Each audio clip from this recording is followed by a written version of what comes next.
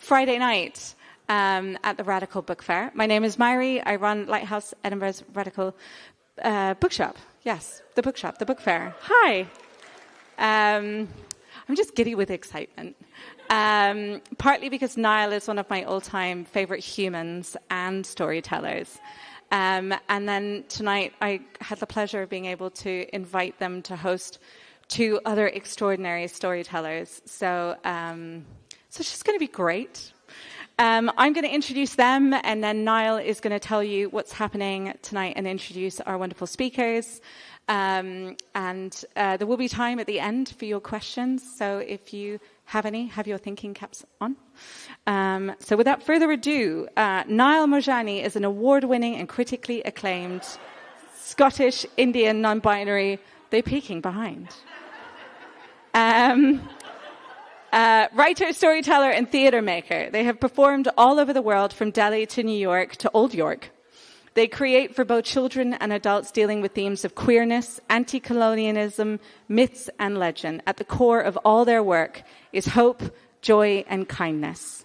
Their work has been published in multiple places, but notably Bloomsbury Methuen Drama's Kanpur 1857 and Lantana's Rajiv's Starry Feelings, which is the most gorgeous picture book.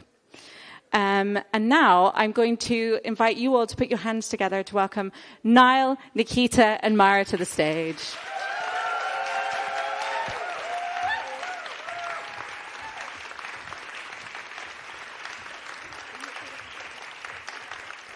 Good evening, everybody. How are we going? You good?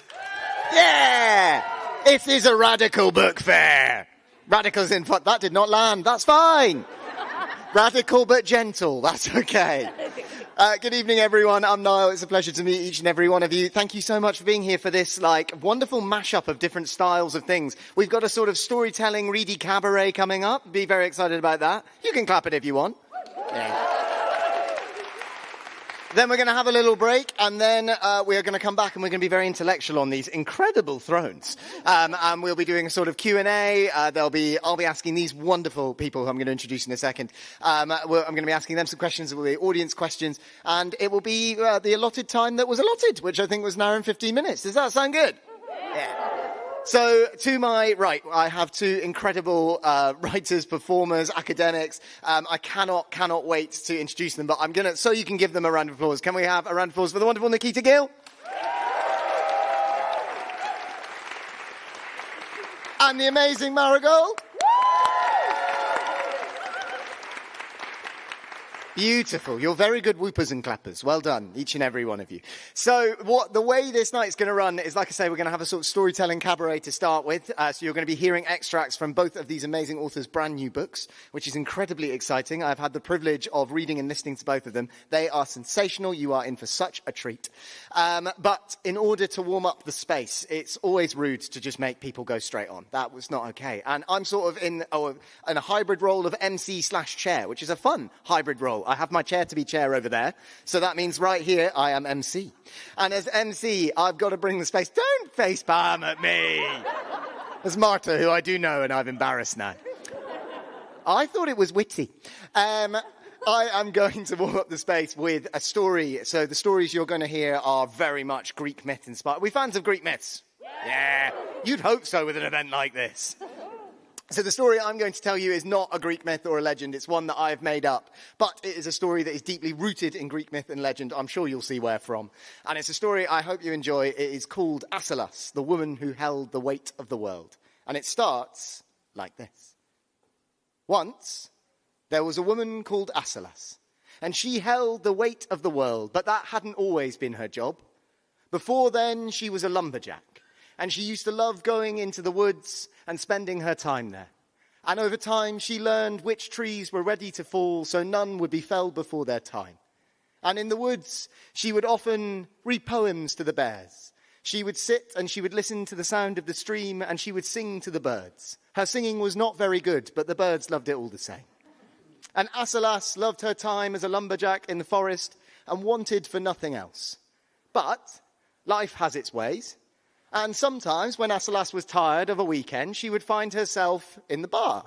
And down in the bar and the pub, she would drink good, strong whiskey. And in the drinking of good, strong whiskey, she was having a nice, quiet, lonely time when she realized that someone was looking at her from across the bar.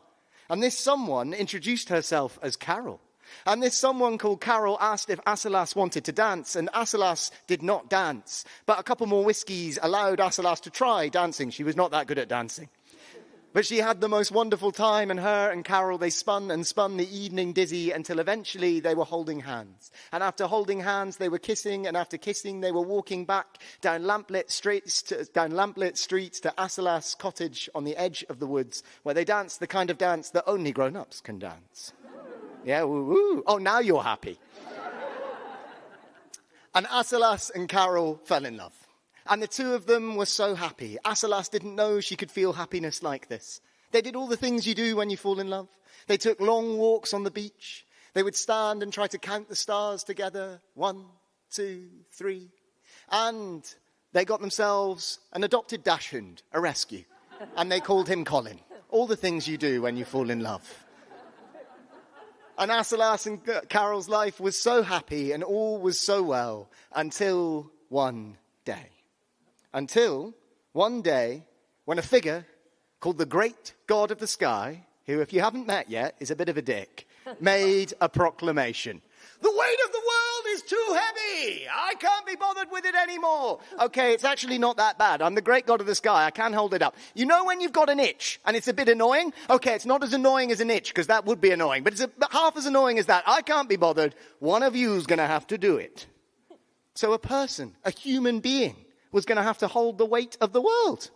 Could it be possible? Now, a question was asked to the people of Earth, and of course, the people of Earth who thought that they would be able to do it were invariably straight, right, white, rich, old men. They appeared from all over, impossibly sore backs, impossibly sore knees. No matter what it was, they couldn't lift the weight of the world. And after a while, everyone who had tried was unable to carry its weight.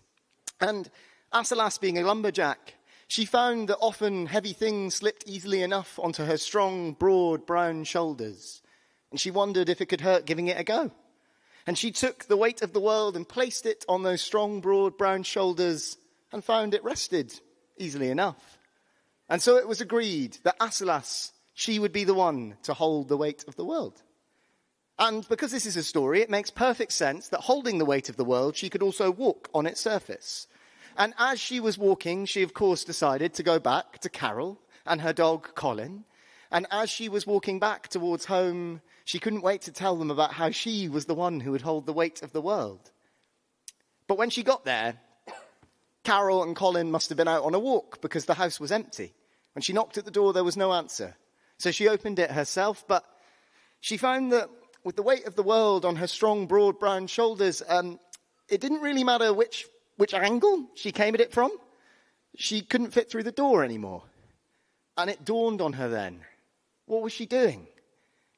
This was the literal weight of the world, and she had brought it to the home of the two she loved more than anything. It could not be their burden too. It would be hers alone.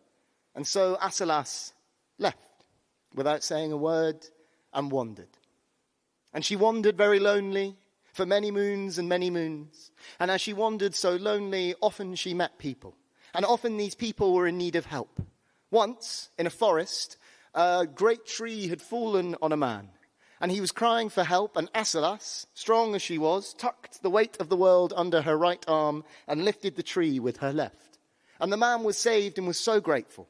And in being grateful, he offered to carry the weight of the world. Not for long, he couldn't do it for long, but it must be heavy. And surely she could do with a break. And Asalas, she thought of long sunset beach walks with Colin and Carol. And she thought about how the weight of the world was hers to carry alone. And she said thank you, but she didn't need to be given kindness for doing what was right. And kept walking. And she kept walking, and often as she wandered for many moons and many moons, she met people, and often they needed help. Another day, a woman out at sea desperately calling for aid, so Asalas tucked the weight of the world under her left arm and swam out to save her, placed her on her back and brought them both back to shore, coughing and spluttering.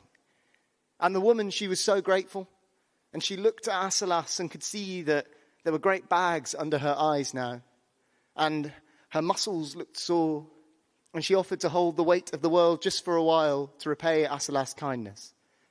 And Asalas thought of long nights standing under the band of the Milky Way, trying to count the stars, Carol by her side. And she thought of how the weight of the world was hers to carry alone, and said that she did not need repaying for doing what was right. And she kept walking, and she walked for many moons and many moons, and eventually, and often, she came to find people who needed help. And eventually she met one person who was sat in a glade, very quiet and very still and incredibly sad. And Asalas asked if there was anything she could do, and the person said nothing. And Asalas asked if they would like her to sit with them, and they nodded. So Asalas sat in silence and listened to their silence. She listened as the leaves, as they are doing just now, went to the hairdressers to have their highlights done. She listened as frost and snow came. She listened as daffodils and crocuses emerged from the forest floor. And she listened as the hot summer sun shone above. And she listened for one whole year to the person in the glade's silence.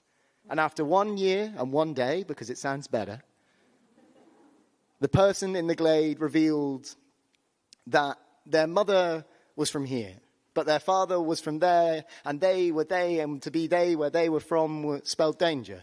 And they had never felt quite right in their skin, so they had left where they were from, but now they were neither here nor there, and they didn't know who they were anymore, or where to go, or where to be. But they thanked Asalas for in sitting in silence in company for 1 whole year and a day, somehow they felt that things were going to work out all right. They didn't know exactly what they were going to do, but it was time to leave. And they were so grateful for it. And Asalas asked if they'd want a hug, and of course they said yes.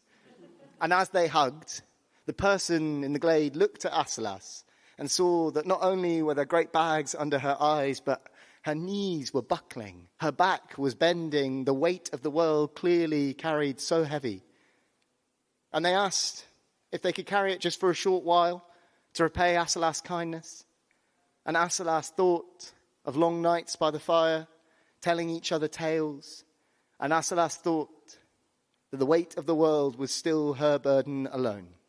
And she said that she didn't need repaying for doing what was right. And so she left. But the truth was, she was becoming tired. Her back was bending, her knees buckling, and she needed a solution. And she had heard that there was a witch in the northmost mountains that could turn people to stone. And this was her plan. She would have that same witch turn her to stone, and then the weight of the world would forever stand on her statued shoulders, and it would never be anyone else's burden to carry. The journey was hard, much climbing, and at one point she found herself at the edge of a precipice, a craggy cliff below, and in that moment, Asalas' back gave way. Her knees finally buckled, and the weight of the world tumbled off the edge of the cliff. And Asalas despaired. For in it falling, she had failed. And in her failure, the world was going to fall and hit itself, and everyone was going to be brought to their end. The world was going to end. But then it didn't. And Asalas, with what strength she had left, looked over the edge of that precipice, and she saw people. She saw the person from the glade. She saw the woman from the sea, she saw the man from the forest, and they were holding the weight of the world. But not just them, for they had told tales of Asalas' deeds, and they had told tales and tales and tales, and stories spread across the world, and pretty much everyone in it was holding up the weight of the world. I'm sure some would call it disgusting communism. And Asalas collapsed, and the witch of the northmost mountains came down from her to keep in those same hills, and said, I would have never turned you to stone. And she cared for Asalas in her tower, and she listened to the creatures of the forest, and heard that Asalas had read poetry to the bears, so she read poetry to Asalas. She heard that Asalas had enjoyed the sounds of the stream, and so streams were brought into the tower. And she asked the birds, and of course they said that Asalas used to sing to us. Not very well, but we loved it all the same. And so the witch sung to Asalas. The witch couldn't help but be good. She was amazing at singing. But soon enough, Asalas was good as new. And Asalas stepped out of the tower, and in that moment, the great god of the sky, from his kingdom on high, said, "Well, this is all very lovely and poetic, but it doesn't solve anything. If you're all doing this, none of you can do anything. You'll all die anyway. And like I say, I could hold up the weight of the world, but it's very clear I'm not going to. Find a different solution." And Asalas, now rejuvenated and given new strength, said that she would take it again. But the people insisted that she would take breaks. And after long, protracted negotiations, it was agreed that Asalas would only work a 4-day working week. And Asalas agreed to these terms, and on her first 3-day weekend, the kind of weekend we should all have, Asalas started to head home, back to the cottage on the edge of the woods, and she didn't know what she would say to Carol. It had been so long. So when she got to the door, she knocked, and it opened, and there was Carol, and Asalas said, 900,999 trillion billion squillion. And Carol said, "What?" And Asalas said, "The stars. I counted them for you while I was away." And Carol said, "Really?" And Asalas said, "No, I don't think you can count the stars.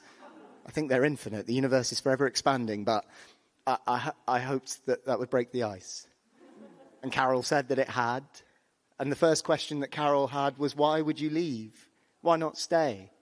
And Asalas explained about how the door wasn't wide enough to fit the weight of the world through it. And Carol smiled and laughed and said, "We would have just made it wider, silly. But you're here now. Colin fancies a walk. Do you want to join?" And that evening, as the sun dipped down over the horizon blue, scattering saffron and pink across the world, they walked by the beach. And the waves, they sung to Asalas like the stream once had. And the two of them that night curled up by the fire, telling each other tales of their time. And as they came out and began to wink open, the two of them began to count the stars. 1, 2, 3, 4. Thank you.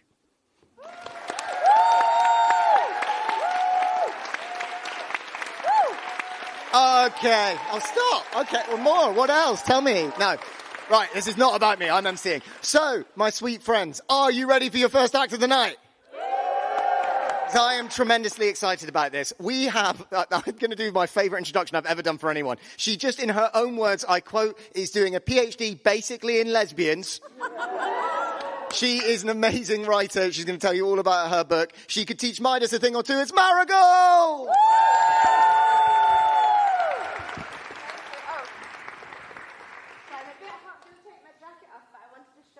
No, you must show the jacket. Right, there we go. Just get undressed. Oh, put this down, if I can. There we go. Ah, I did it all on my own. Oh, whoa. So, hello.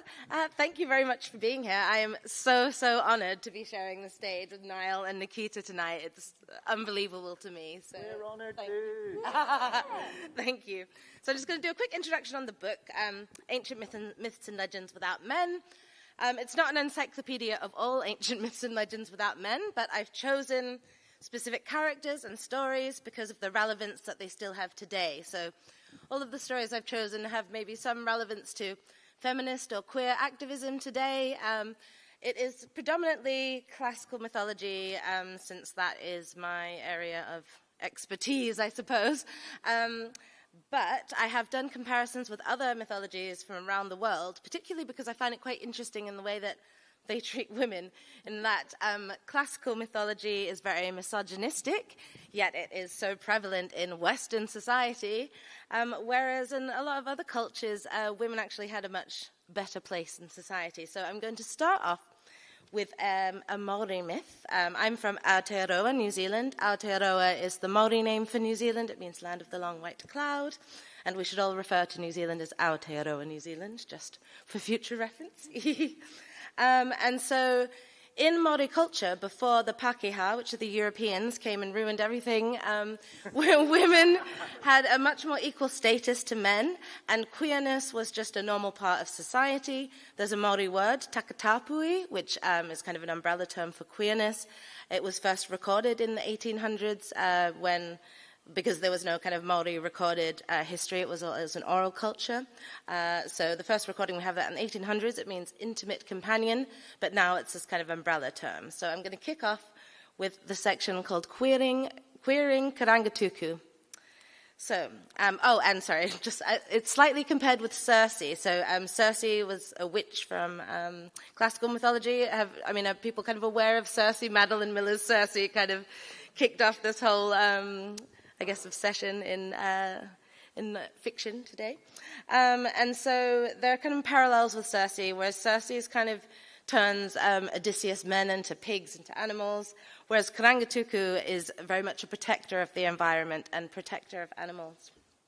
So, far from Aia, we see some parallels with Circe in the story of Karangatuku from Aotearoa. There are multiple versions of the myth, which are particular to different iwi, or tribes, that still exist around the country. Karangatuku was part bird, part woman, and traditionally described as a witch, though some versions portray her more sympathetically as a protector or caretaker of birds. Like Circe, she was not the main character in her own story, but a well-known antagonist to the male hero Hatupatu. Also like Circe, the dominant versions of the story describe Karangatuku as capturing Hatupatu while he was out hunting and imprisoning him in her cave along with her pet birds and reptiles. Some versions describe them as living together as a couple, whilst the version told by the Raukawa iwi shows Hatupatu illegally hunting in their and Karangatuku's territory, where she finds him injured and cares for him for some reason. Either way, he eventually kills her beloved birds and escapes, leading her on a chase to the geothermal area of Rotorua, where, unfortunately, in some versions, she tragically died in the boiling mud, and Hatupatu survived. Today, you can actually still visit the mud pool where Karangatuku supposedly met her end. It's therefore no surprise that she's become a popular subject for reinterpretation by Maori women writers and artists. Since the 1990s, she has graced the Rotorua Travel Centre in a collaborative artwork created by local women. So she's kind of inspired this kind of women's community and collaborative artwork.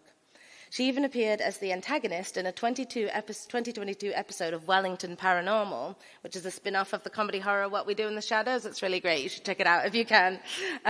In which she terrorizes a modern descendant of Hatupatu, a man again, of course, and steals shiny objects from people's home. Karangatuku has also become an icon to the queer and Takatapui community, which I mentioned before. And so Takatapui, a word referring to Māori who identify as LGBTQ+, or gender diverse. And that term actually derives from mythology as well, but the story is about men, so I'm not talking about them tonight.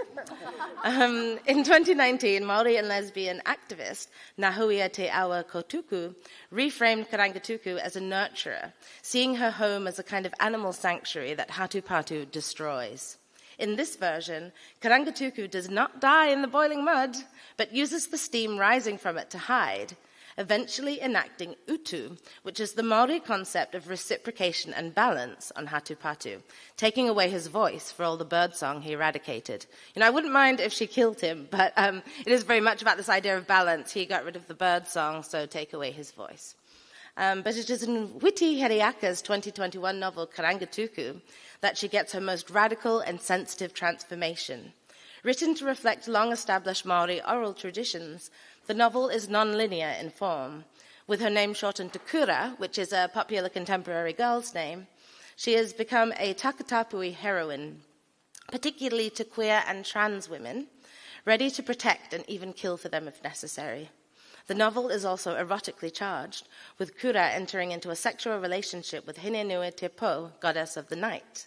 Although they don't get their happy ending, the depiction has been extremely important to the Takatapui community, which has a deep-rooted connection to the queer elements of Maori mythology and traditional culture. So that's a little bit about Karangatuku. Oh, thank you. And now I'm going to talk a little bit about Amazons in terms of their connection to queer and feminist culture in the West. So, the Amazons lived and trained together in isolation and were known for their skills in archery. One of the most memorable tales of the Amazons is that they cut off a breast to more easily use a bow and arrow. The name possibly means breastless, but there are other theories, including husbandless, which I quite like. Homer refers to them in the Iliad as the equals of men. But to the Greeks, they represented the undesirable and barbaric other, often standing in for the enemy in Greek architectural features and works of art. So you often see on temples this battle against the Amazons, and they represent everything that's foreign and everything that's kind of uncivilized.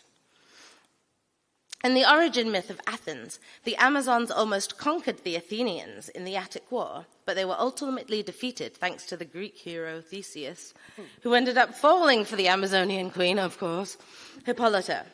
So Hippolyta was the daughter of Atraea, who was the first queen of Amazons, and Ares, the god of war. And so I should mention, this book does mention men sometimes, but they are side characters, and usually they are being murdered or punished. That's why I've got my man stabbing hair clips in tonight. So, and the historian Plutarch's interpretation of events, Hippolyta was the one to end the war with a peace treaty and subsequent marriage to Theseus. However, alternate versions suggest that Theseus dumped Hippolyta for Phaedra, who ultimately fell for Theseus and Hippolyta's son, Hippolytus, thanks to Aphrodite's meddling. So if you do get the book, you will see that Aphrodite is a very complex character, and she was quite mean sometimes. So in order to continue their all-female society, the Amazons did have to reproduce with men, but they returned any sons to their fathers and proudly raised their daughters as future warriors. I don't know if anyone has seen Chaos on Netflix, but there's quite an interesting storyline around a child of an Amazon being trans. So I recommend checking that out if you're into interpretations of mythology. And so they supposedly lived in what is now Turkey and had their own capital, Themyscira, beside the Thermodon River. The Greek heroes Heracles, Theseus, and Jason all made expeditions to the city. In DC's comic and movie franchise Wonder Woman, Themyscira, which was called Paradise Island from 1941 until 1987, is depicted as an island which a nation-city-state governed by Aphrodite's law, which promised immortality if no man ever set foot on the island. So that's why we do not talk about the most recent movies of Wonder Woman, because no, thank you. Yes. And also, the reason it was called Paradise Island, interestingly, is because there's a discussion in one of the comics about the fact that it's a paradise because there's no men here. So that's literally why it was called Paradise Island. So from the 90s onwards, Wonder Woman comics have made reference to Themyscira as a sapphic paradise and to Wonder Woman's possible bisexuality. There's actually a film around that. The creator of Wonder Woman was in a poly relationship with two women. And they were, lovers as well, the two women, and they were really into BDSM, and that's why in early Wonder Woman comics there's a lot of kind of tying people up and that sort of thing to reflect their personal tastes. There is some archaeological evidence for women warriors in the Eurasian steppes, particularly in modern-day Ukraine and Russia, but whether these are remnants of the mythological Amazons is unknown. Amazonian society was ruled by a queen, the most famous of which was Hippolyta and her sister Penthesilea, who became queen on her death. They had two other sisters, Melanippe and Antiope, who betrayed the others and eventually married the hero Theseus again. They were daughters of Ares, a god of war, and Atraea, the mythological founder of the Amazons. It was believed that Atraea also founded the temple of Artemis at Ephesus, which was a particularly significant shrine, as the Amazons were said to worship Artemis, who was another clearly lesbian goddess. There's a section on that too, don't worry. Yes, Callimachus detailed the story in his hymn to Artemis. Historically, the temple offered sanctuary to those in danger of persecution or punishment, and there are tales of the Amazons seeking safety there from Heracles and Dionysus. One a hero, one a god. What a surprise. They're all awful. So Penthesilea accidentally killed her sister in a hunting accident, and Serving's queen did not sit as easily with her. Unlike many other tragic heroines of Greek mythology, she was a warrior, so she devised a plan to die in battle. She reigned during the Trojan War and attempted to support the Trojans, who were from the same region as them. She led an army of Amazons to Troy, but arrived too late to the battle. She, after distinguishing herself in battle, she was famously killed by Achilles, who supposedly fell in love with her corpse. Yeah. These events took place just after the ending of Homer's Iliad, but the original story is from the epic poem Aethiopis. However, the Roman author Virgil also tells a story in the Aeneid, which details the mythological founding of Rome by defeated Trojan royalty. Since Amazons were on the same side as Rome's fabled Trojan ancestors, Virgil portrays Penthesilea quite favorably before her tragic end. The ferocious Penthesilea, gold belt fastened beneath her exposed breast, leads her battle lines of Amazons with their crescent light shields, a warrioress, a maiden who dares to fight with men. This female warrior, or Bellatrix in Latin, absolutely proved her worth in battle against the Greeks, and the Amazons were close to victory. But the outcome of the Trojan War was inevitable, especially since the stories we have were told by Greeks rather than Amazons or Trojans. So essentially, the story is told by the victors.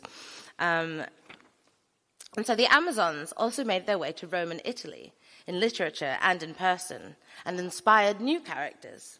When Penthesilea failed to return from the Trojan War, her young maid Clete led a search party, but they were ravaged by storms and shipwrecked on the toe of Italy's boot. They settled in the region, naming it Clete after their new leader. These Italian Amazons likely inspired Virgil's Camilla, a warrior woman from a tribe bordering Rome who fought against Aeneas, echoing the battle of Achilles and Penthesilea. Female warriors were certainly not unheard of in Rome. There were multiple accounts of women in battle, and even whilst Virgil was composing the Aeneid, a Nubian warrior queen named Amaraeranus defeated Augustus's Roman troops. It was also common for Roman generals and emperors to claim they had defeated Amazons in battle, with Aurelian and Pompey both showing off their so-called Amazons in victory parades. Aurelian's group comprised of women dressed in masculine attire, caught amongst the Goths, and Pompey's were likely Scythian women. So basically they were using slaves in a parade to make themselves look good, as usual. And so the playwright Aeschylus described the Amazons as the unwed, flesh-devouring Amazons, and negative connotations surrounding them continued until the 20th century. The name was used as a slur against suffragettes, lesbians, and gender non-conforming people until queer women began to reclaim it. So this is where my PhD research comes in. At the beginning of the 20th century, the Women's Social and Political Union, aka the suffragettes, formed a secret society called the Bodyguard Unit, consisting of up to 30 women. They trained in jiu-jitsu and provided security for suffragette leaders at rallies and other events. The suffragettes soon became known colloquially and in the media as Amazons, with the title once again being used against women who represented unacceptable womanhood, in the same way that they did in ancient Greece. When the male-only University of Oxford began opening women's colleges in the late 19th century, men complained about the invasion of Amazons. The term became popular for lesbians in the early 20th century France, including the infamous Natalie Clifford Barney and her circle of queer women in the so-called Lesbos on Seine in Paris. The bisexual artist Marie Laurencin created several sketches and paintings on the theme Amazon, featuring Natalie as muse and model. One of the key historical women featured in Judy Chicago's feminist masterpiece, The Dinner Party, Barney was nicknamed the Amazon because she made headlines by riding horses astride instead of side saddle like a parappa lady. The Dinner Party also featured a place setting for an Amazon with some of their individual names inscribed on the floor. Sorry, you can probably tell I'm obsessed with this piece of art. The Amazon plate is decorated with breasts covered in silver and gold, referring to their breastplates worn in battle. The popularity of the Amazons blossomed in the 1970s and 80s, with many groups and publications taking inspiration from this mythical community of women, including New Zealand's lesbian softball team, the Amazons, founded in 1977. In Buffy the Vampire Slayer, the lesbian witches Willow and Tara reassure each other that they can be strong like an Amazon.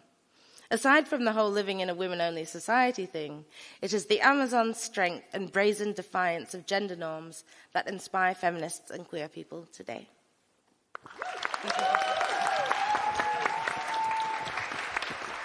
Marigold, everyone! I have three things to say. The first thing to say about Mara's amazing book is that it is, rudely, I would argue, Mara's first ever book. His debut. It's rude. You're meant to ease into it, Mara. You can't just come out with incredible stuff like that. I've been reading it. I'm so happy I've heard it in your voice now. It's going to make it so much more fun. The book is absolutely incredible. So the second thing to say is if you're thinking, but Niall, we need to read this right now, be patient. You will be able to buy books and have them signed at the end, and you absolutely, each and every one of you to a person. No, I'm joking, obviously. But if you would like a copy, you absolutely can. You can grab it in the interval, I imagine. But at the end, both of these amazing authors will be signing their books. And I'm sure we'll be up for having a lovely natter about all things ancient, mythological, and not men. So, not men, but as they shouldn't be. This is about women, and it's great. So we are going to... The third thing I had to tell you, sorry, is that not only is Mara doing a PhD in lesbians, basically, I quote paraphrase, Mara was telling us this amazing anecdote. I hope you don't mind. They were saying that they were walking around doing this to some students, and the students started calling them Professor Lesbian. This is true, yeah? It's an amazing anecdote. I want that to become a thing. Mara is now not only Marigold, PhD soon to be, but Professor Lesbian. And we all bow down. You peaked. No, I think you're going. You're gone. You're off, skyrocketing. So our next amazing performer, writer, poet, extraordinaire. I was like, for both of them, I was like, how long do you want me to go on for? Your accolades, they just keep going. But it's the amazing, wonderful, brilliant Nikita Gill. They are going to read some excerpts from their brand new book. I'll let them tell you all about it. But it's Hecate. It's Nikita Gill.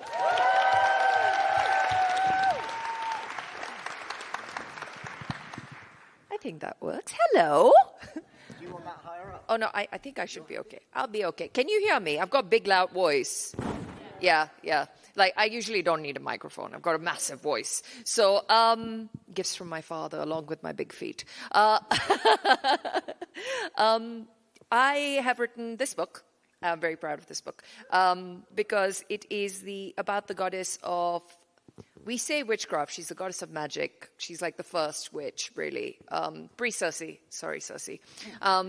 So, yeah, she's basically the first witch. So she's the goddess of magic. She is the goddess of necromancy, so she can bring the dead back to life. She's the goddess of the crossroads and the keys. And her story, even though it's very interesting, doesn't really... We sort of meet her in Macbeth a little bit. And we meet a bunch of amazing queer witches, which is fabulous. But we don't really get to experience Hecate, and she's this incredible goddess. So I wrote this for two reasons. One is I can't stand any of the Greek heroes. I have personal beef with Odysseus. Oh my God, that man is such a chaos goblin. Why is he like that? Okay, like I was so angry, I had actually measured out the distance between Ithaca and Troy. Ithaca is here. Troy is here. What do you mean it takes him 10 years to get back? What do you mean it takes him? Like, no. Also, sorry, I could do an entire show just on how much I hate Odysseus. We're not going to do that tonight. We're not even going to talk about Achilles, Mr. Fuckboy. Like... Just, yeah, the worst, right? And Heracles, let's not even go there. You know what? It doesn't matter. Right. And the second reason I wrote this book was because, are you familiar with the Greek poet Hesiod? He is basically the insta-poet of the Greek world. He wrote a poem called Theogony, which is like considered the source of sources. And it is about that big, because he did brevity well. But he also was a very interesting guy because he hated women, which a lot of them did, And he also hated brothers, which made me think that maybe his brother ran off with his wife, which is pretty, makes sense, I think, somewhere. But it is such a specific hatred, right? And Hesiod was very interesting because he hated women, and it came across very well in this poem, other than Hecate. And he writes this page-and-a-half long litany about how amazing Hecate was and how she betrayed all the Titans who were her family and her parents to side with the Olympians. And I didn't like that because you know what happened? I'm a child of war. I'm Northern Irish Kashmiri, which means I am the child of two irregular wars, basically. And the women at the end who are on the other side, the losing side of a war, are treated appallingly. They are usually taken, this is very serious, taken as bed slaves, and it's awful. And I just didn't see Hecate doing that to her own mother. I just feel like that is just something only a man like Hesiod could ignore, right, when he was writing this, because, of course, it doesn't matter what happens to the women, which is a lot of the Greek poets, I do blame them for this. The only one I don't blame is Euripides, who I love Euripides. And the reason I love Euripides, we all love Euripides, because when I was 7 years old, my mother introduced me to Euripides, and the way she introduced him was like this. He's a very weird guy, lived 2,000 years ago, lived in a cave, and then looked directly at my father. She looks directly at my father and says, and for some reason understood women really well compared to modern men. So I have had a crush on him forever since then. Anyway, I'm going to read a little bit from Hecate. And the reason I do that preamble is because it begins in a quite atmospheric but quite a dark way, because it begins at the end of a war. So here we go. The day I was born, the universe was on fire. And the reason for this burning was a family at war within itself. They called it the Titanomachy, the war between the old gods and the brand new, brother against brother, sisters torn apart, fathers fighting their children. And what place does an infant have among such bloodshed, such divine terror? They say on earth that Ica, the god's golden blood, rained from the sky. They say that forests turned from emerald green to gilded with god blood. No one knows how to stop a war when you are immortal, which is why the universe burned. And as far as the eye could see, there were only embers and ash. Mother was the goddess of oracles and falling stars. On the night I was born, she was all alone. Her cries were heard by no one as she drew me wailing out of her womb, wrapping me in her arms. 1,000 stars fell together from the cosmos. Some called it an omen, others called it a blessing. My mother knew better. Her immortal body already healed after the birth, she carried me to the balcony of her chambers. As she held me in her arms, we watched a silver shower rain across the midnight sky behind the blazing fire of a 10,000-year-old war. She told me the stars fell because she had granted 1,000 wishes in my name. Father was a god of destruction, ancient and unbroken, stronger than the core of the cosmos, the most legendary of the gods. And this is why the new gods wiped out the stories about him. A story is a powerful thing, zing. It can lead to another war or even resurrect the strongest of all of your enemies. He was a god so powerful that the Titans knew no one but he could win them this war. And my mother said she never believed any different about my father. She told him he had never lost a game of dice, let alone a battle. I was too young to understand this then, but sometimes we tell ourselves the most beautiful lies just to survive the terrible things we are living through. The children of gods are born into deathless eternity. Our fathers hold us up to the light and bless us with our divine purpose as babes. Our paths are chosen for us long before we are even conceived. But at my birth, my father was long gone, fighting a war so far away, he couldn't even be there to watch his first child take her first steps into this world. My mother told me, "You are special, my daughter, which is why you must find your own purpose. You are no ordinary child. You are destined for greater things, a path you must carve alone. You are not yet a goddess, Hecate. That is a divinity you must seek, and you will find it one day for yourself." I think that even then, she knew what would become of us. I think she had foreseen the end. The last day, when it was just me and my mother, in behind those crumbling walls, we found solace in a hidden garden, still untouched by burning ichor. This secret sanctuary was full of herbs, both magical and mortal.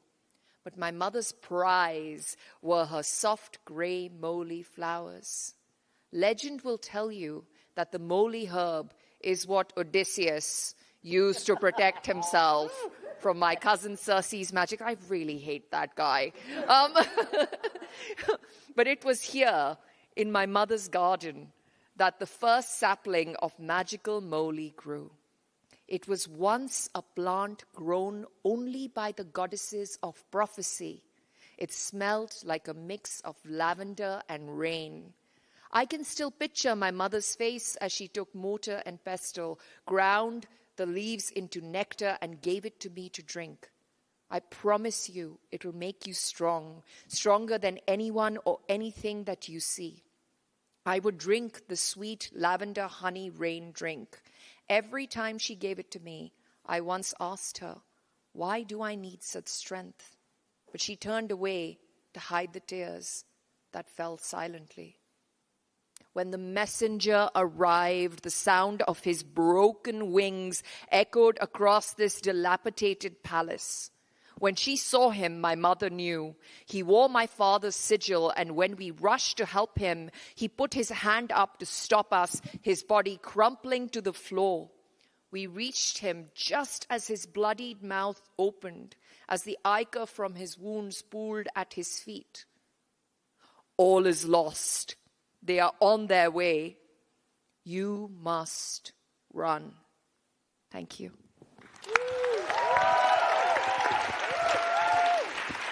Nikita Gill, everyone.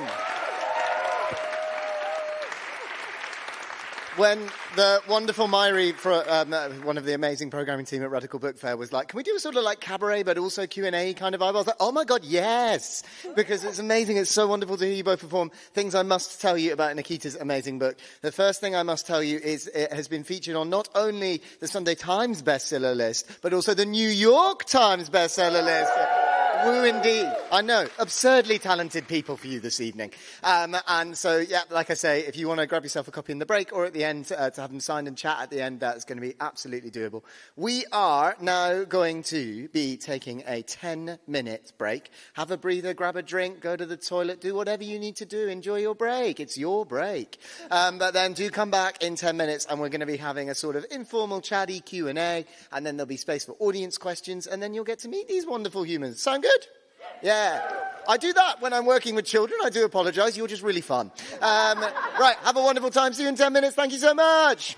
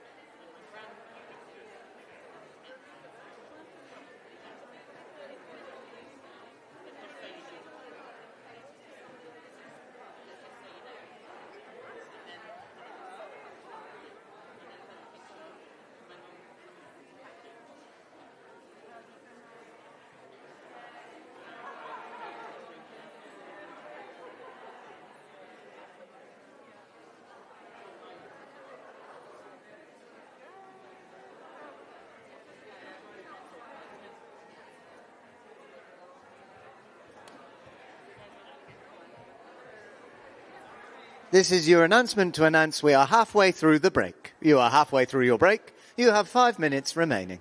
The announcement to announce you have 5 minutes remaining.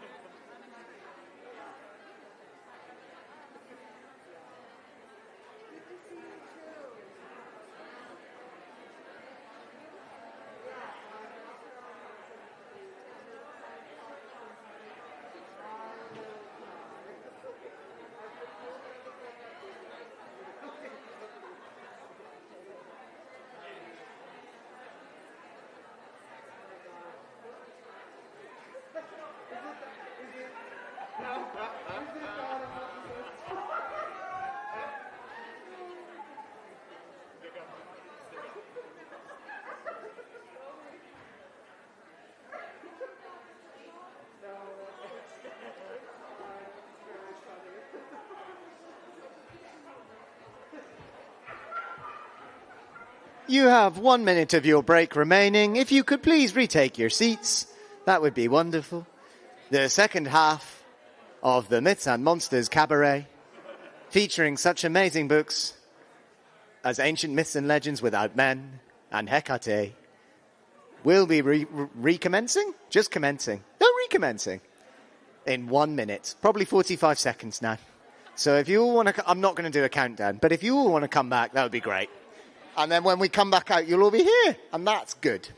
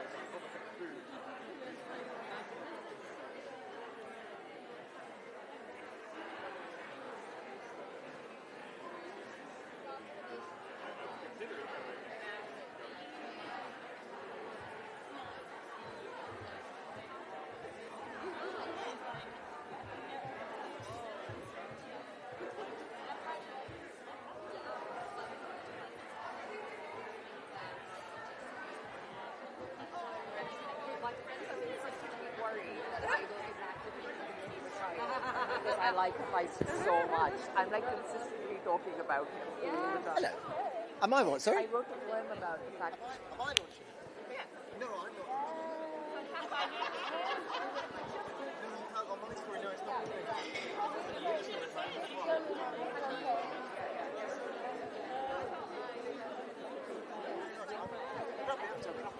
About stories. I was like, don't get me wrong, I'm obsessed Are you ready for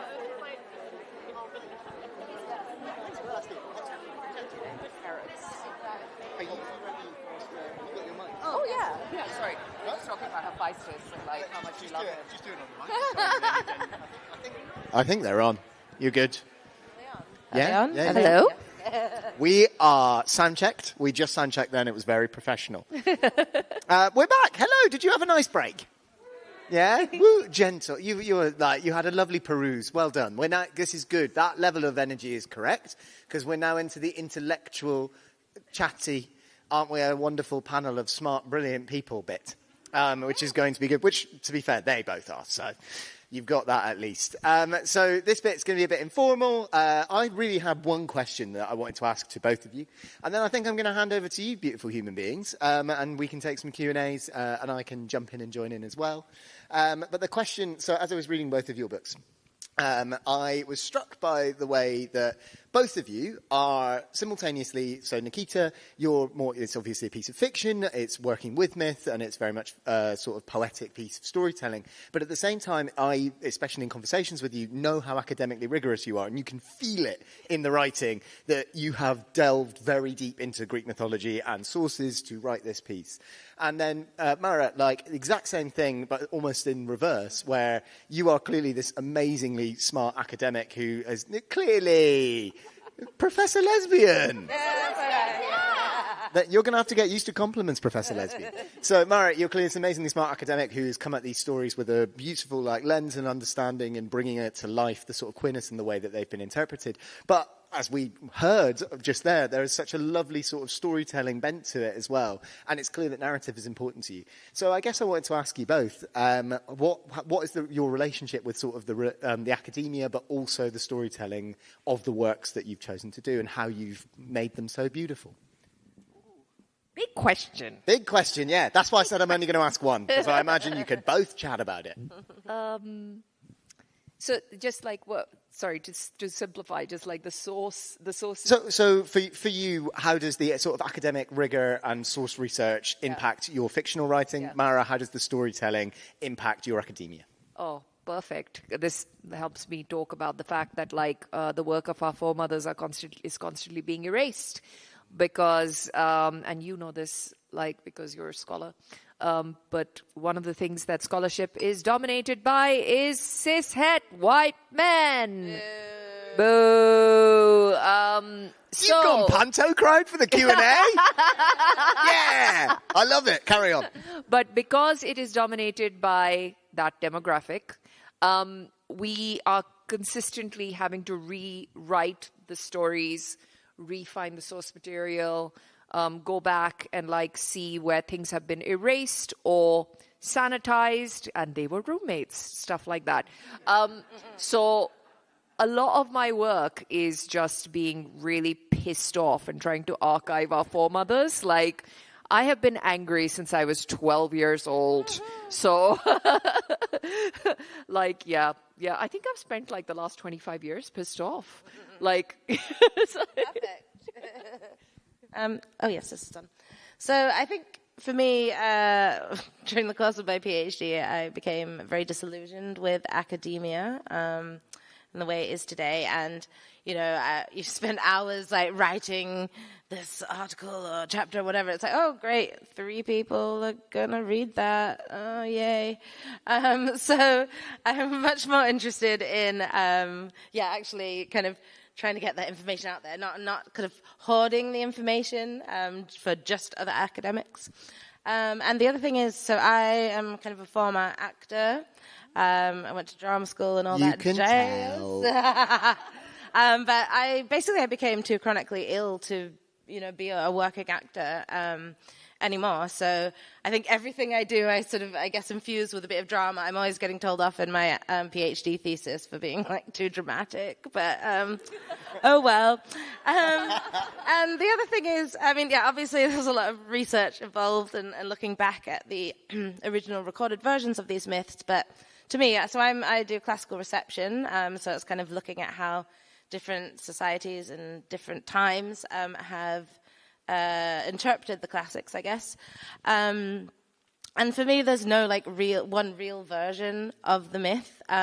It's this kind of layering of mythology. So, you know, I believe that kind of contemporary retellings of these myths are part of that history of the myth. Like, you know, I mean, this version of Hecate in like 1,000, 2,000 years may be considered alongside, you know, the sources that we think are the original myths now. So, yes, that's I guess a summary of my relationship between the two. Yeah. That makes perfect sense. You were both wonderfully succinct, so it means I have time for my second question. I promise I will come to you. That was very hostile. I promise I'll get round to you. What about, so both of you, obviously, Ancient Myths and Legends Without Men do have other stories in there, but as you said, you're mostly focused on the Greeks and sort of classical period mythology, and you have done so much work in and around Greek mythology as well. What about Greek mythology drew you to it? Why? It sounds like rage, but I don't want to put words in your mouth. Might also be, maybe the answer's rage, but... Rage is definitely part of it for me as well. I think misogyny is actually one of the things that drew me to Greek mythology and Greek history because, you know, there's all these kind of stories of women that are pushed to the side, and I want to know more about them. Yeah. I mean, I think I've always been obsessed, like, since I was a kid, and obviously as a kid I didn't realize how much of a dick all the men were. But as I grew up, my relationship to classical mythology has really, changed. Pantheons. I love pantheons. I just love them. I think pantheons are hilarious. And I think my introduction to pantheons was my mum, who was, my grandfather was my first storyteller voice, and he taught me all of my history and my good politics, and I will miss him forever. I just lost him in May. But he was my radical elder who taught me all these amazing things about the world. And then my mum taught me all about the myths. And it is my dream to get her to do this, but I don't know. She's a bit shy. But she does this incredibly irreverent version of the Mahabharata, right? Which I want her to like get on stage for an hour and do this because that was my first introduction to mythology. And it starts with an evil scented lady, which is how all stories should start, in my opinion, right? Like, and she did this for like, I think it was like 10 nights. And I want this like literally to be a TV show because it was so funny and it was so good that I was like, oh my God, the pantheons are also interesting because they're all like toddlers with lots of power, right? Not relevant. Not relevant. And also, all of the pantheons were queer. So I saw myself in them. I'm like, oh my God, they're like queer and like toddlers. It's great. I am perpetually 12 years old. Is this you trying to get Nikita earlier was like, I got called a queer elder the other day and I don't know how I feel about it? Is this you trying to reclaim that narrative? I am a queer toddler. I am a queer toddler. I am not a queer elder. Please stop asking me questions. It's my job. No, but I empathize. I was going to say, part of the reason I ask is because it's only really in the last couple of years that I've been putting it together that I think part of the thing that drew me to the Greek myths so much, and I studied classics at uni as well, was that they're so inherently queer. And when I was a teenager, it was one of the few places that you could kind of get it without filter. And you were like, Tiresias was a character who, if you haven't come across Tiresias, just changes gender constantly, sort of for fun, for joy, seeing what's going on. He's asked to wade in on like gender debates. The culture wars would have been very interesting, or would be now very interesting if Tiresias was about to sort of weigh in. But the gods have this amazing trans person like come in on like loads of different conversations about gender. And I found Tiresias so interesting. And at the time I was like, that's just an interesting concept. And now I'm non-binary. So maybe there was more to it. But like, yeah, I think there's, as for all their flaws in terms of like, obviously they come from such clearly problematic societies. The queerness in them and the way in which that is accessed, and you talk about this beautifully in your book actually, is that idea of like that they just saw queerness, or what we would call queerness, very, very differently, and they saw love and relationships and sexuality so differently from how we see it. And I think, yeah, I find that I clearly was attached to that as a kid, and it's so interesting that was allowed, whereas I guess to talk about it openly wasn't. But if you were talking about it when it was thousands of years old and made up, it's fine. So I think it's so cool, yeah, and it's lovely to hear what brings you guys to it. I thought I'd just add to that quickly. Is that a lot of my PhD thesis is about lesbians bonding over reading this like classical text and classical mythology that does have very clear what we would call queer characters in them, and using that as kind of a code to ask one another, if they're queer. Anne Lister, the gentleman Jack person, went to visit the ladies of Llangollen in Wales, and asked them, "Oh, so do you read classical literature?" as a kind of, way to sort of figure that out. And on that note, I myself actually, it was in Greek class that I discovered I was queer. I found my first girlfriend in Greek class, and I realized, but it took me way too long to realize. I was kind of a couple of years into my PhD when I realized, oh, I'm doing my PhD on myself, but 100 years ago, so yeah. Oh, amazing. Thank you so much both for answering my questions, but I think it is only right that for the remainder of the duration we have, we hand over to our gorgeous audience. Do you have any questions for these fabulous people? You can also ask me questions, but they're for these guys. So Myri is running around. Myri is going to bring you a microphone. So Myri, we've got one over there, and then there's one over there. Okay. So I guess whichever's easier for access at this point. But I've seen both of those hands. I've literally started every one of these question times going, look how smooth this is. It's so smooth. I can do that for you, Myri. Myri is off. Myri is so smooth. Myri has got the cord. Myri will not trip on the cord. And nobody from health and safety will cause any problems. So we have a question over there, Myri. The microphone is being passed back. It's being passed back seamlessly and effortlessly. The cord is being passed with it. Beautiful stuff. And it's in the hands. We are good. I was just wondering, what is your PhD called? And how did you settle on a title? Do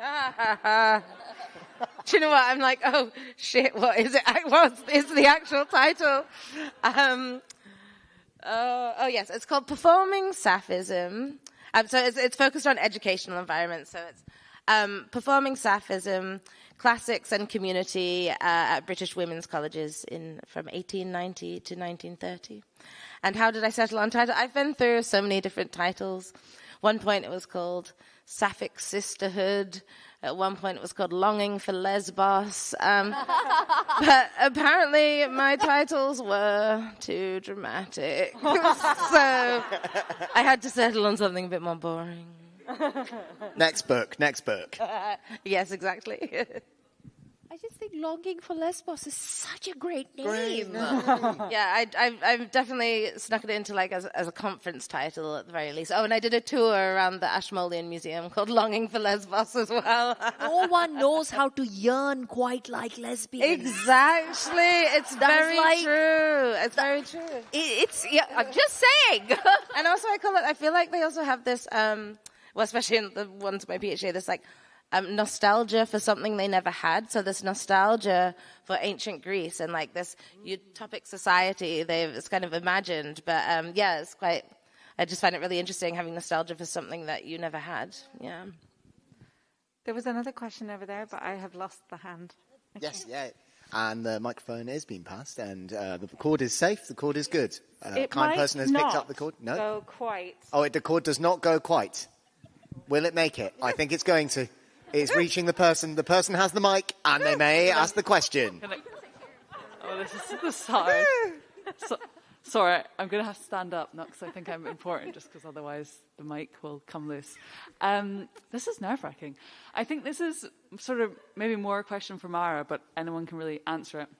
I was wondering what your approach is to classical texts which sort of centre very specifically around women, like the Herodes and Lysistrata, but are written through this sort of very misogynistic male lens. Like maybe they're a little bit different to like the Iliad and the Odyssey. I was just interested in that. But yeah, thank you. Yeah. Sorry, first of all, I can see my husband in the front row, my event manager husband in the front row freaking out about the microphone cord.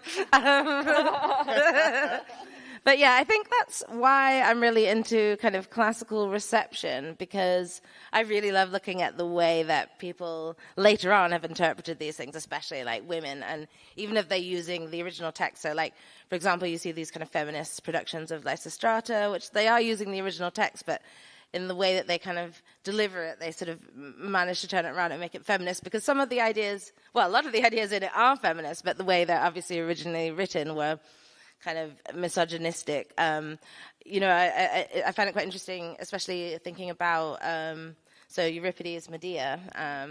And so there was a speech in that the suffragettes used to recite at the beginning of each meeting. But what I find really interesting is thinking about the original performances, because it would have been all men performing it to an audience of all men, written by a man, and yet it somehow manages to, really sort of explain some of the difficulties of being a woman in ancient Greece. I really wonder like how the men would have received it. Did they see that as a joke? It's something that we're seeing as kind of quite feminist and serious, and that suffragettes kind of used as this chant. Did they see that as a joke, or were they kind of taking it very seriously? So, sorry, I've completely rambled on that, but I find it more interesting in terms of like how they've been reinterpreted.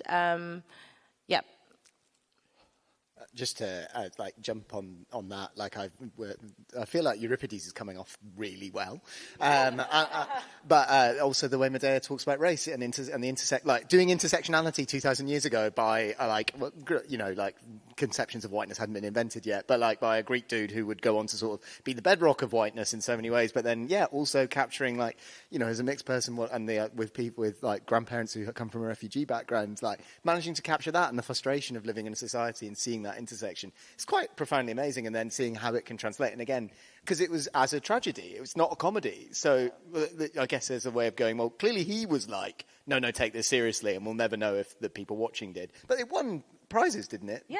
So it's a really fascinating. Not as many as Sophocles, though, which really annoys me. Yeah. Like one man from antiquity, and it's Euripides, and no one else. If you have heard this joke, forgive me, but if you haven't, you need to hear it. Once, long ago, a playwright walked into a tailor's, and the tailor looked at the playwright and said, "Euripides," and the playwright said, "Yeah, Eumenides." Come on. I didn't write it, but it's good. It's good stuff. Do we have any other questions? We got a question at the front. The mic has made it with ease. So this one's got a kind of fun side and a slightly more serious side. My fiction is based on Welsh mythology, and Welsh women have the best revenge. So I kind of want to throw down an international challenge to see if anyone has any better female revenge than a more totally crazy and utterly unexpected revenge than the Welsh mythological revenge is really great. But also I was just thinking more generally, and this is partly but because you've got your hair clips, I wonder whether in Welsh mythology it's really important, the revenge, and I was wondering whether, because on the other hand there are lots of female mythical figures, from the Virgin spreading outwards, which are really about forgiveness. So there's something there's interesting that but on the other hand you get Medea, you get these quite epic female revenge is also a big thing. But I also kind of wonder whether, because we're not as vengeful as we should be in reality. Exactly. Whether in some ways, like, there's something that myth can be a space for all of that all of that vengeance that we don't wreak. But anyway, I was wondering what your favourite bits of revenge are from the... Oh, no, I was going to say, I've got one that came immediately, but you go ahead first. Okay, my favourite one is Artemis. when the hunter Actaeon spied on her bathing. Some stories say that it was an accident, but he was totally spying on her, of course, obviously. And so she she turned him into a stag and got his hunting dogs to rip him to shreds. And I love it so much. Anyway, you go ahead. Big fan of that. It's quite interesting. I actually, for a very long time, I didn't see Demeter for what she was, because I think that's the story of Demeter, where she loses Persephone, has been taken as though she's a really controlling mother, and then Persephone wanted to do her own thing, man, and then she went off with this god who was like her uncle on both sides, guys. It's creepy as It was a different time. I'm obviously kidding.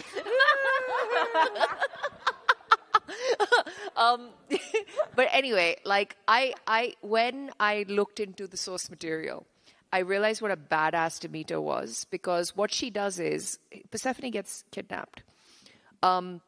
She's Kore at the time, this quite innocent goddess of spring, gets kidnapped by creepy uncle on both sides, gets taken down into the underworld. She goes to every god. She goes to Helios, she goes to Zeus. None of them will tell her where her daughter is. So she says, because the gods rely on prayer from mortals to be valued.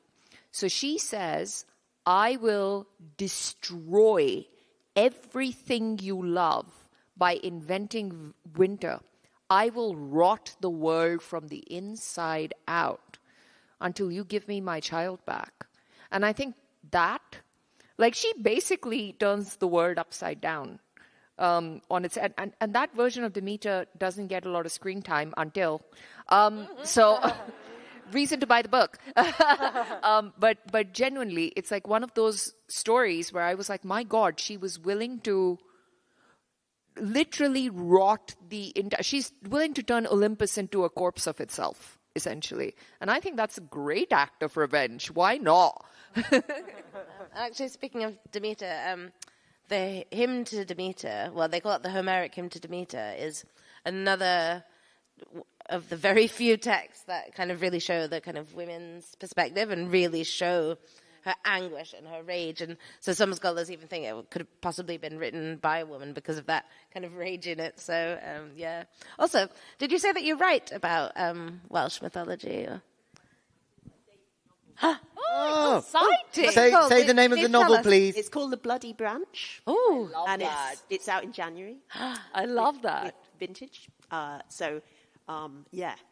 And it's got three heroines, and they all get to reap absolutely insane, did that just happen? Yes. Style bits of revenge. So yeah, but really Welsh mythology is it's a lot. It's more, people they'll be wooing each other, and someone's finger will get broken.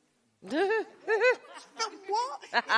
It's all so fictionalizing it. The challenge is how do I make something that's so completely WTF seem compelling? So yeah. So the Bloody Branch, you say, out in January. Look out for that, everyone. Myri, do we have how much time do we have? You've got time for another one. We got time for one more. One more question? We got one all the way over there. I will not get it all the way to you. The mic will not get... If I go down Well, they come to the mic. They will come to the mic. Hello again. The most beautiful love story, the person in the microphone. A myth all of itself. Thank you so much for coming to the mic. No worries, thank you. This has been a really, really wonderful event. Thank you so much, all three of you. This is addressed initially to Nikita, but you can all answer if you want to. But I'm very taken with the power and evocativeness of your poetic voice. So I'm interested in how you came by that and what it was like for you when you realized what you had. Aww. That is such a lovely question. I'm sorry, that's one of the loveliest questions I've ever had. I was very lucky, I think, growing up, because I've mentioned my grandfather before. My grandmother's very spiritual, but she's also sort of into the occult. which is absolutely fascinating to me. She very much is a witch, but like the only thing she doesn't have is the black cat. I've got the black cat. She adores them. But A lovely cat. we do love it. But she was the one who basically, when I was a kid, I was basically writing these little rhymes, which I didn't know were rhymes in like my textbooks, basically. So she gave me a notebook, right? And she just was like, write in this because you are pissing your teachers off. So please write in this and not in that. So I did that. And that was my first introduction to poetry and what it was. And then as I got older, I had this really amazing radical teacher who had like bright orange hair and like a bright, amazing attitude to go with it, who looked at like our texts and said, why is all the poetry by men? And also a lot of it was by British white men. She was like, we've only got Rabindranath Tagore and that's it. So she basically set us an assignment to go and find women poets. And I found Maya Angelou and Audre Lorde, who I adored, right? And I found Sarojini Naidu, who led the Indian freedom struggle, who wrote beautiful poems about the Indian freedom struggle. And that really informed my work as like a more political poet, I would say. And then I've always loved acting. And I got very lucky. I did lots of drama classes over the course of my life. And that helped me develop a stage presence and some kind of craft. So I'd say like it's something which happened in phases all through my life. And the end result is like writing entire stories in the format of poetry, which lends itself really well to the theatrics of it as well. So yeah, that's how I found my poetic voice. It's been stages of lots of things. So thank you for asking me that. I feel like it's a lovely way to end to ask. Thank you, Nikita. Thank you for the gorgeous question. Mara, where did you find your sort of voice? I have 3 words, and that is autistic special interest.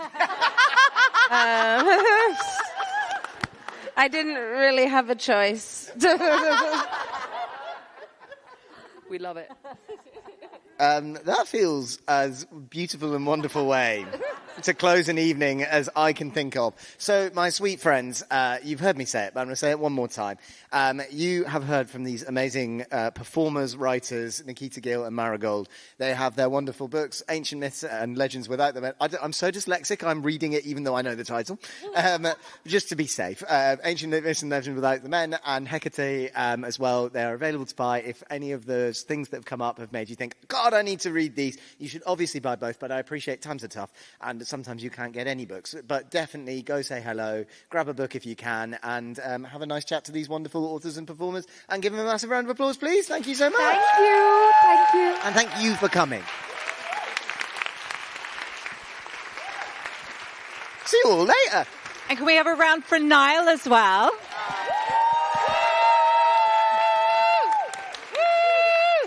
And this is we're not being ushered out of the room just yet, so do linger, make friends, come and see our writers. And just a reminder, we have a pay it forward system. So if you are too broke to buy a book or both books, then a past reader has gifted you that book. So do make use of it. There's money in the pot for whoever needs some of this good shit. And have a good rest of the evening.